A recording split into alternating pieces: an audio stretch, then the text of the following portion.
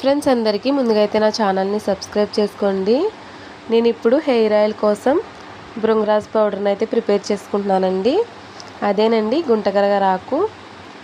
ఈ ఆకు వచ్చేసి మాకు చేలుగొట్లంపడ అది దొరుకుతుంది. వీటిని అయితే తెచ్చుకుని శుభ్రంగా తుంచుకున్నామండి. వీటికైతే ఇలా ఫ్లవర్ ఉంటుంది వైట్ కలర్గా. గుంటగరగరాకు తెలియాలంటే వైట్ కలర్ ఫ్లవర్ అయితే ఇలా ఉంటుందండి.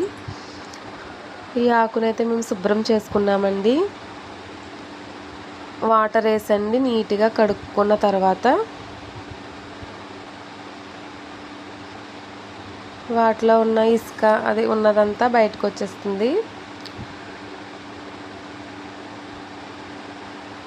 కడిగిన తర్వాత వాటర్ లేకుండా మనం పొడి పొడిలాడేలా చూసుకోవాలి.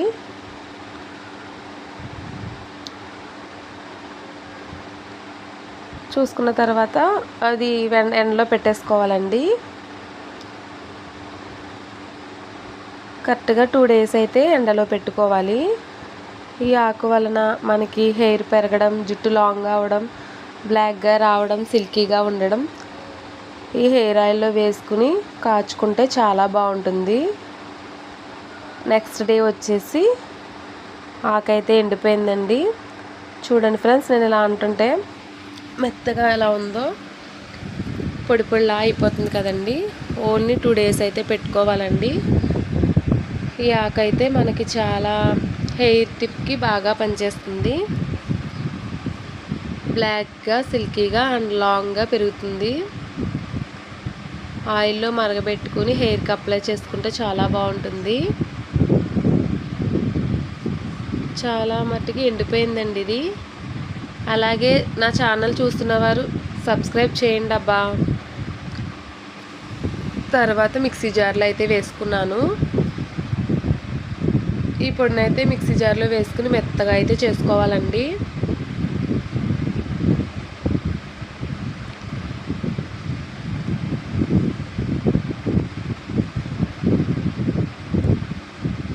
నిజంగా గుంటగరగరాకు అయితే 100% అయితే పనిచేస్తుందండి. నేనైతే హెయిర్ ఆయిల్ని ప్రిపేర్ చేసుకుని అయితే నేనైతే ట్రై చేశానండి. నాకైతే 100% అయితే వర్క్ అవుతుంది.